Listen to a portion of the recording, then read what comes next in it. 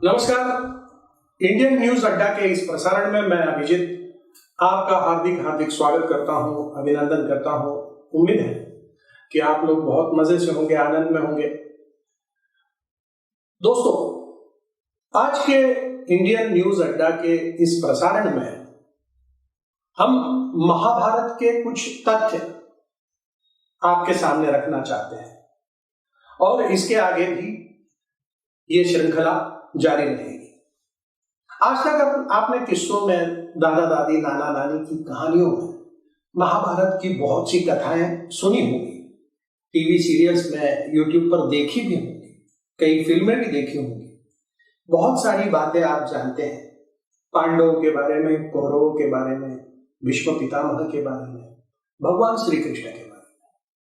लेकिन हम आज ये बात आपसे करने नहीं जा रहे। हम आज आपको महाभारत के उन तथ्यों और आंकड़ों से परिचित कराने जा रहे हैं जो संभवतः आपने कभी सुने नहीं होंगे। तो दोस्तों, आज हम कुरुक्षेत्र में जो 18 अक्षौहिणी सेनाएं आपस में लड़ी थी, इस बारे में वर्णन करने जा रहे हैं।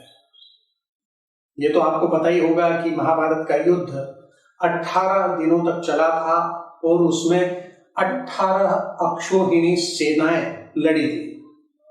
अब सवाल ये उठता है कि 18 अक्षौहिणी सेनाएं क्या होती है, अक्षौहिणी क्या होती है? तो उसका ही वर्णन इस महाकाव्य में, दुनिया के सबसे बड़े महाकाव्य में किया गया है और मुझे लगता है कि यह कपोल कल्पना तो नहीं होगी। तो आइए, प्रस्तुत है कुछ आंकड़े।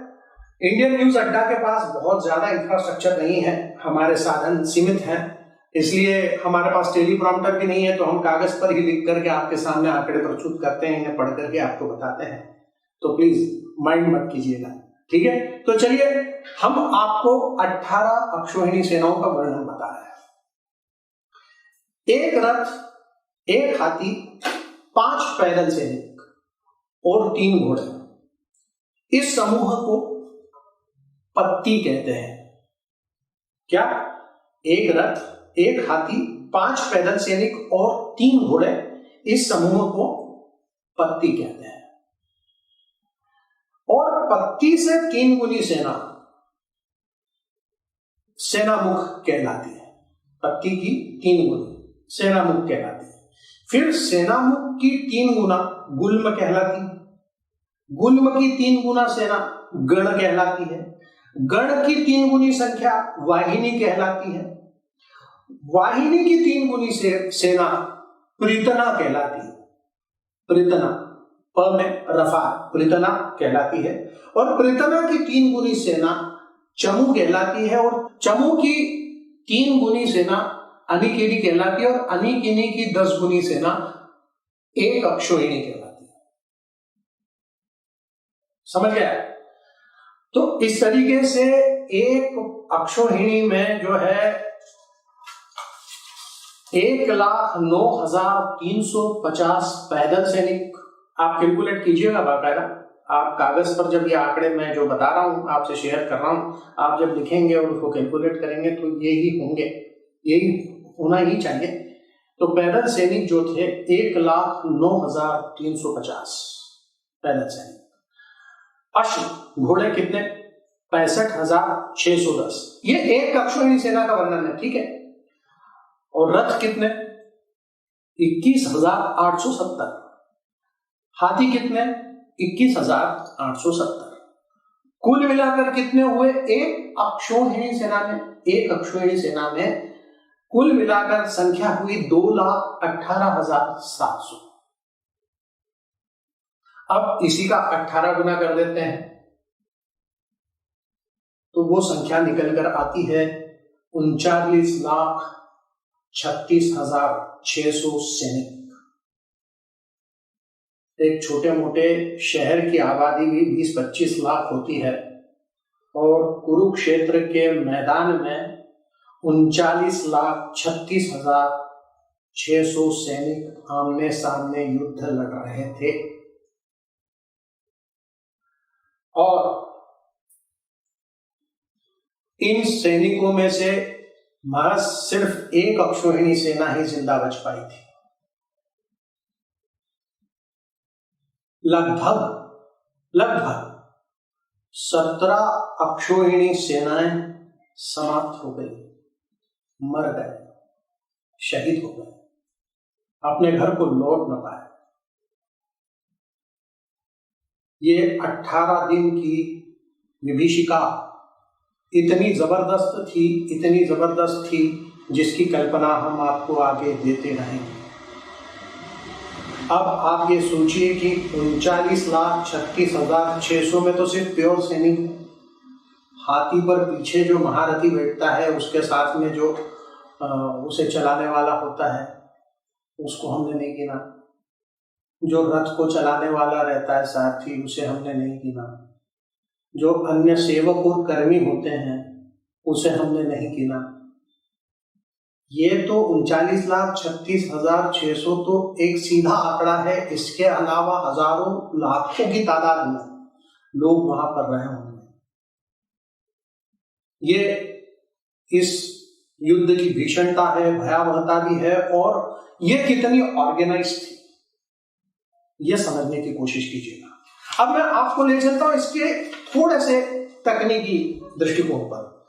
अब समझिए कि एक रथ, एक हाथी, 5 पैदल और 3 घोड़े, इस समूह को हम एक पत्ती कहते हैं। पत्ती होती है ना, वो पत्ती। अब पत्ती पति, ठीक है, फिर उसका 3 गुना हो गया सेनामुख, तो सेनामुख पति, फिर उसका 3 गुना हो गया तो गुल्मपति, फिर उसका 3 हो गया तो गणपति, फिर उसका 3 गुना हो गया तो वाहिनीपति, फिर उसका 3 गुना हो गया तो पृतनापति, और फिर उसका 3 गुना हो गया तो चमूपति, और फिर उसका 3 गुना हो गया तो अनिकिनीपति, और उसका 10 गुना हो गया तो अक्षौहिणीपति। और पूरी सेना का जो वो होता था वो उसका प्रमुख सेनापति होता था। वो मिलकर के सेना बनती थी तो सेनापति होता था। अब चलिए आज की आर्मी की डिजाइन से हम, जो इंडियन आर्मी की डिजाइन से, उससे हम कंपैरिजन करते हैं। आज से लगभग 5,000 साल पहले यह घटना हुई, ऐसा सामान्य तौर पर माना जाता है। हमारा तो मानना है ये उससे भी पहले हुई होगी, लेकिन सामान्य तौर पर माना जाता है कि 4-5 हजार साल पहले ये कुरुक्षेत्र का युद्ध हुआ था।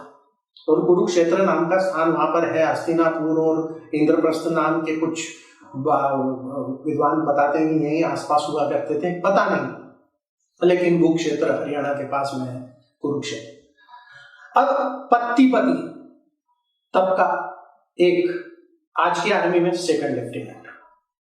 सेनामुखपति तब का, आज की आर्मी में लेफ्टिनेंट। तब का गुल्मपति, आज का कैप्टन। तब का गणपति, आज का मेजर। तब का वाहिनीपति, आज का लेफ्टिनेंट कर्नल। तब का पृतनापति, आज का कर्नल।